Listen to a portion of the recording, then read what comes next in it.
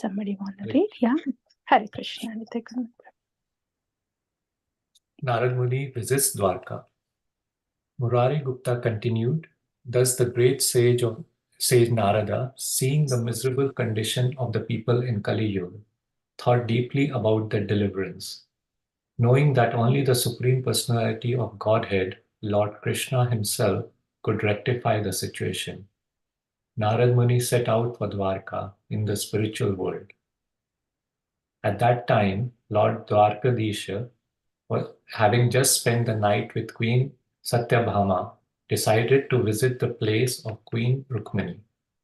As soon as Rukmini learned that Krishna was coming to see her, she became filled with ecstasy.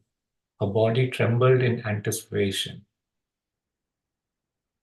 Although the place was already spotless clean, Rukmini, in the ecstasy of receiving Lord Krishna in her palace, dressed nicely and personally cleansed her private chambers. Musicians filled the air with sweet vibrations to greet the Lord.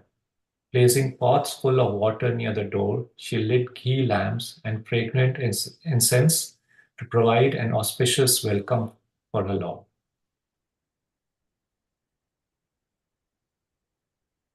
Rukmani's lamentation. The good-natured topmost Queen Rukmani, along with Mitravinda and Nagna Jiti, joyfully received Lord Krishna.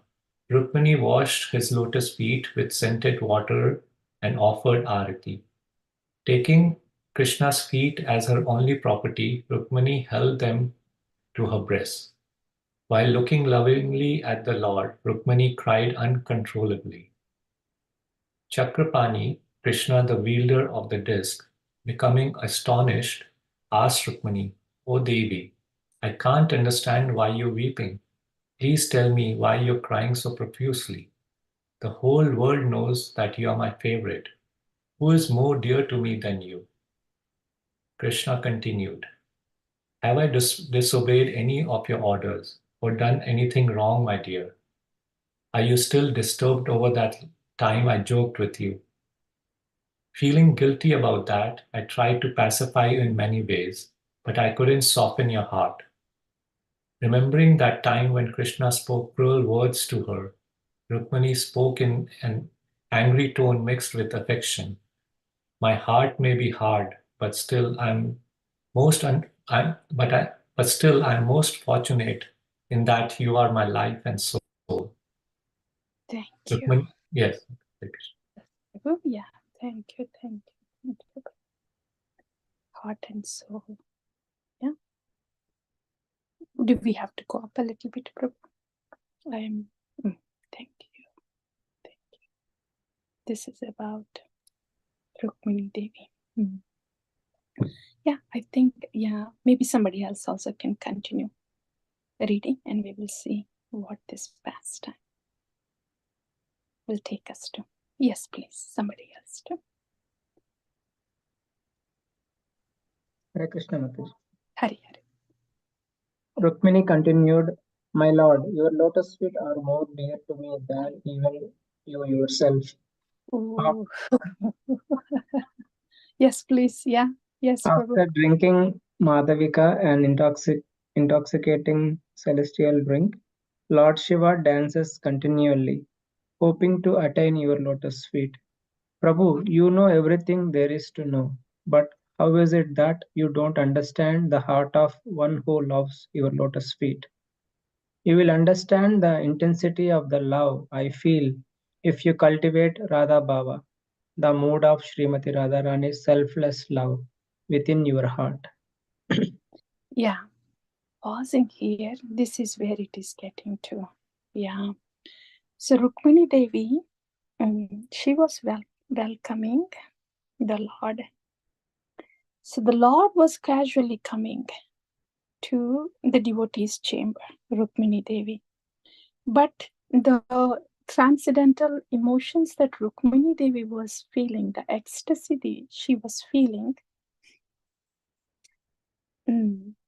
the Lord have no idea of what that kind of ecstasy means, how it tastes, how one would feel when a devotee, when someone has so much affection and love for him, he has no idea whatever Rukmini Devi is feeling.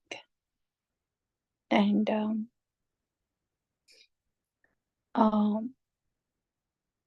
also here in these pastimes, in this pastime too, what devotees,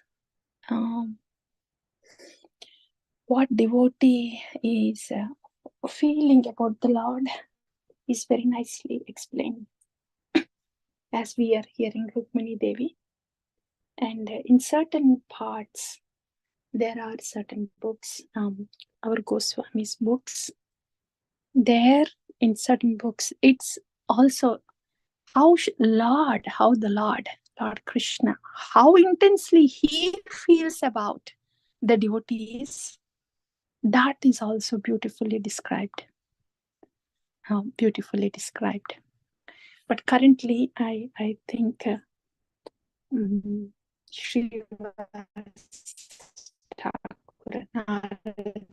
he went to Dwaraka and he wanted to bring the Lord to this planet. So that, so right now Rukmini Devi is in ecstasy, devotional ecstasy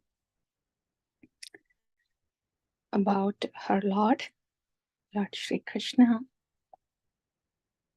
And yes, we will hear further, and this will give us an idea of why the Lord advented here on the earth. Yes, Prabhu, please continue. Becoming astonished by hearing these words of his dearmost queen Rukmini, Lord Krishna asked her to explain it again. Lord Krishna said, "O Devi, I did not understand exactly what you just said. What is it that remains unknown to me? Your words have captivated my heart. I have never heard before that there was something which I did not understand. What is that rare substance which is most valuable in the three words? Though I cannot perceive the meaning of your words, my mind has become blissful just by hearing them. O Devi, I beg you, please tell only me." Yeah. Here, this is something that devotee has and the Lord does not have. Is there something that Lord does not have? He's the source of everything, right? And is there something that Lord does not know? Vedascha sarvair ahameva vedyo. Vedantakrit vedavid eva chaham. The Lord said that, right? And matta smritir jnanam apohanam cha. So he has complete control and command over somebody's memory or knowledge and cognizance. That Supreme Lord, he is wondering, what is it that I do not know? So there is something that his dear devotee knows, but the Lord does not know. Here is where the whole dynamics change. When there is gravitational pull, then everything, the physics, law of physics is according to that gravitational pull. And once there is no gravitational pull, then the mechanics are different. In the same way, with Lord Krishna, when he has to say something pertaining about Srishti, Sthiti, Laya, about this creation, then the Bhagavad Gita comes. And then he says, yes, I am Vedascha Sarvairahameva Vedyo. I am to be known. And then he says, Ye yadamam prapatyante ma tam stataiva pachamiham. As you come to me, I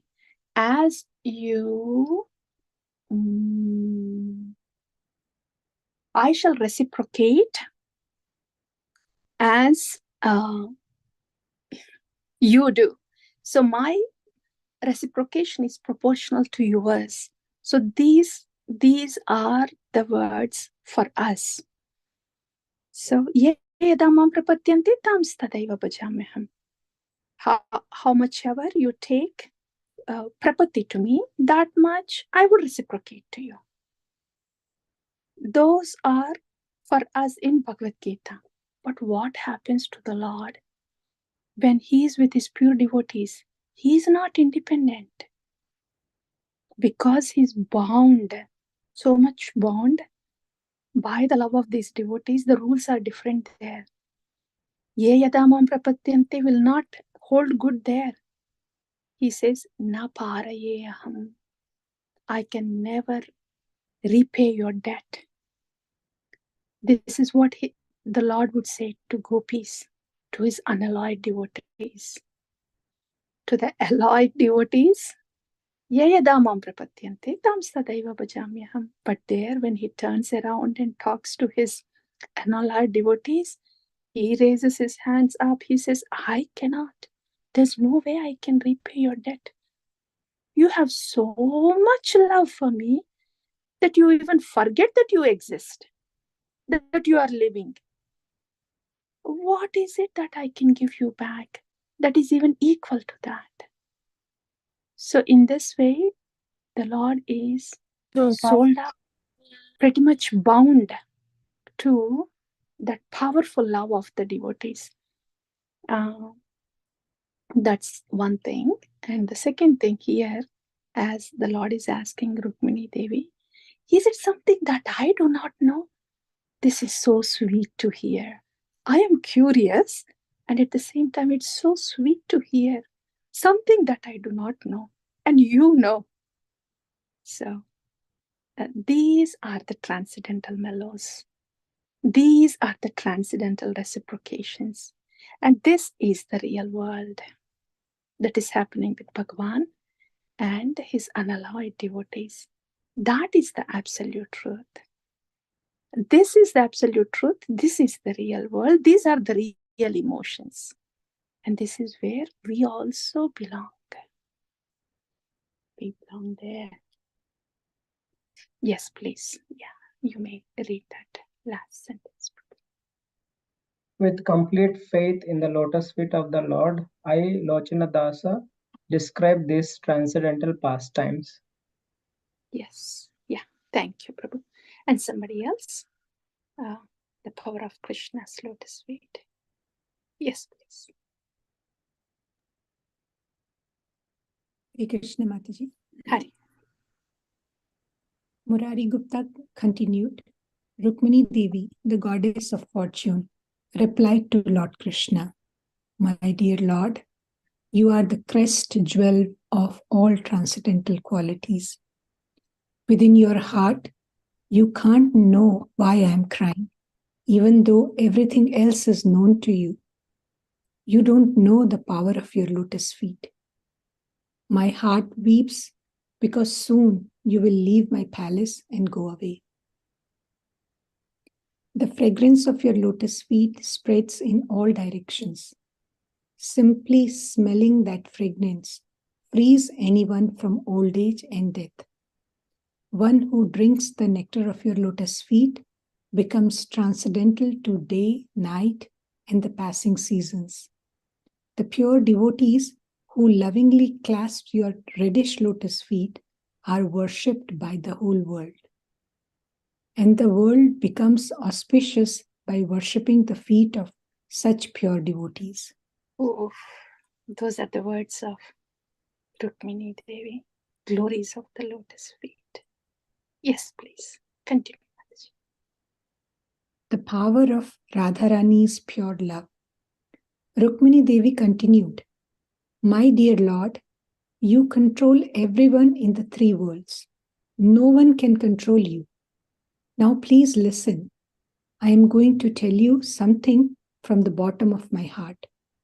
Whoever has intense attachment to serving your lotus feet will definitely taste transcendental ecstasy. Because I am completely devoted and surrendered to you, I can experience the ecstasy of worshipping your lotus feet. You, however, are the Supreme Lord. So how can you understand this ecstasy? Besides me, Yes, please.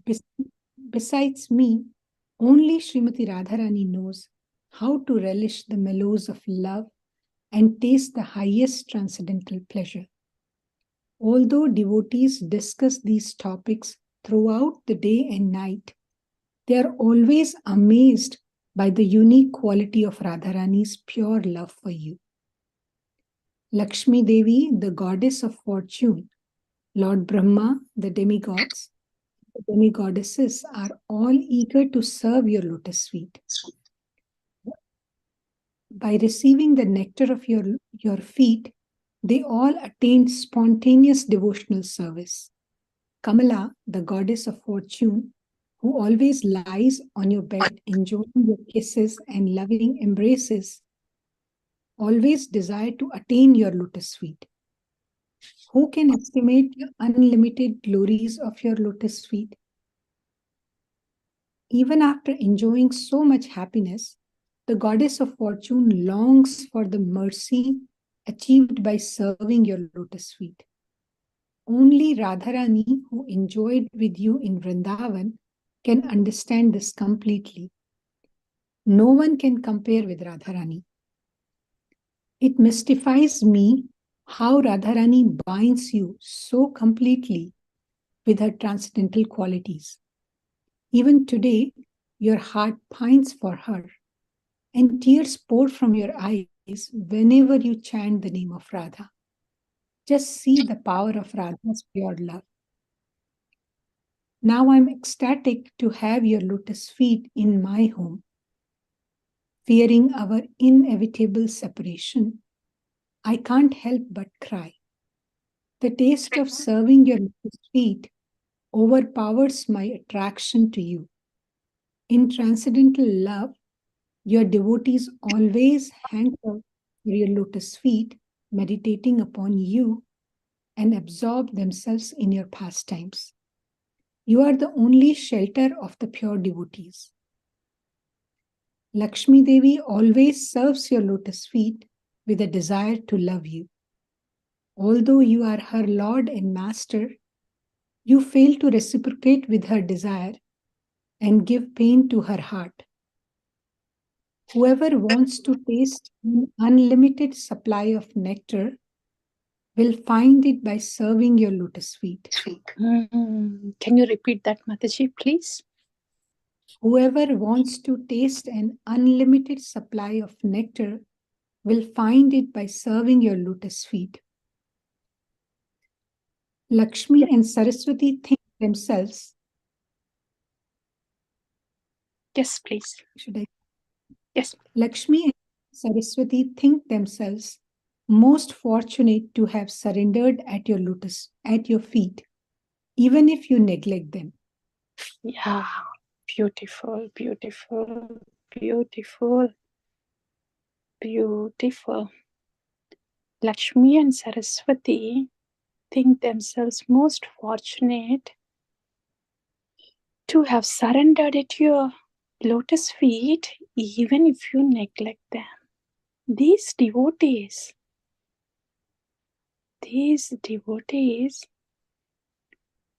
their thought, their focus is only to serve the lotus feet, to surrender.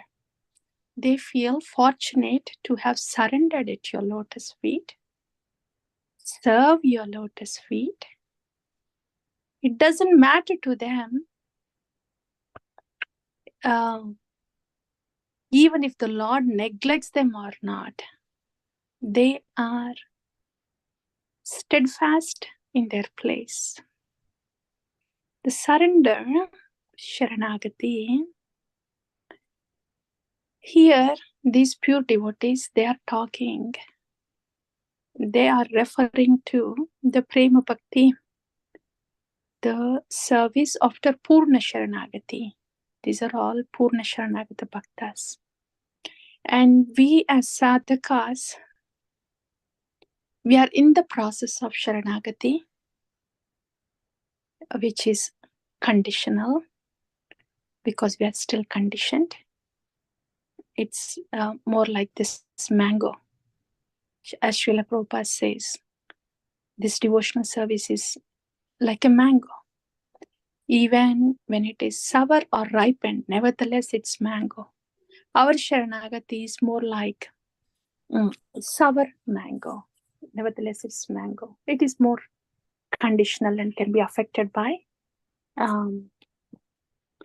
external factors and our own internal desires. So it is a conditioned Sharanagati.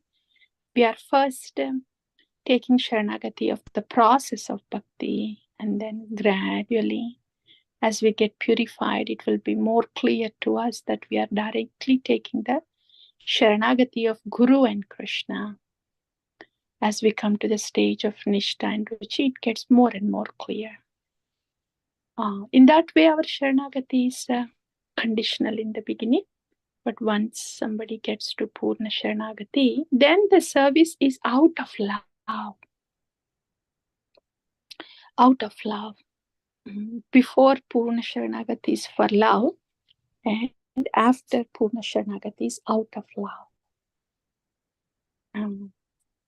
Like that. Yes.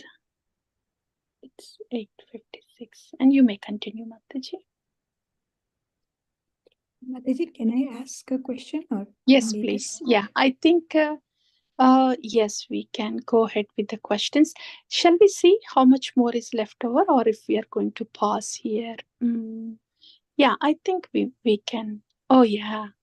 So shall we read until here, Lord Krishna? Yeah, and then we will read these 2 paragraphs and then take the question and reflections. Yeah, does it sound okay, Mataji?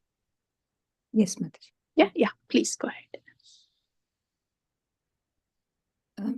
Whoever tastes the ecstasy of love considers the 4 kinds of liberation, and even residence on Vaikuntha, to be most insignificant.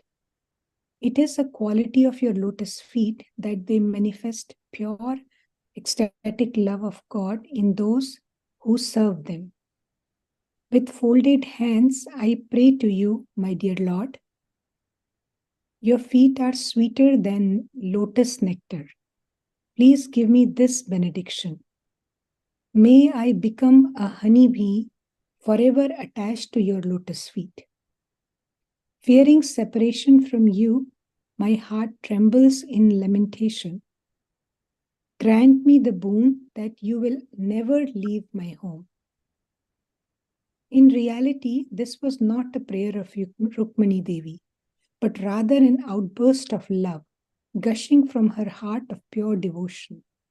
Thus I, Lochan Das, sing the nectarian glories of the Lord. Murari Gupta continued narrating the story to Damodar Pandit. Murari said, after hearing Rukmani Devi's wonderful words, Krishna's heart danced in ecstasy. His lotus eyes, reddish like the rising sun, filled with tears of compassion. Sitting on his throne, Lord Krishna gently placed Rukmani on his lap and consoled her. He held Rukmani's chin with his right hand and lovingly looked at her. Waves of nectar overflowed from the ocean of prema within their hearts. Lord Krishna said to Rukmani, "O my beloved, I have never heard such an amazing and wonderful description. Until today, no one has ever suggested to me that I should personally taste the love that my pure devotees have for me." Hare Krishna. Thank you. Thank you. Thank you, Mataji. Yes, please, the question you had. Yeah, so 2 things, Mataji, that they are talking about serving the lotus feet. So if you can explain that a little bit more. I think you said once that that means surrender. And then the other thing I heard is they said Lakshmi Devi is receiving the all the affection and love from the Lord, but she's still looking for serving the lotus feet. So what does it mean, and what is the glory of serving the lotus feet?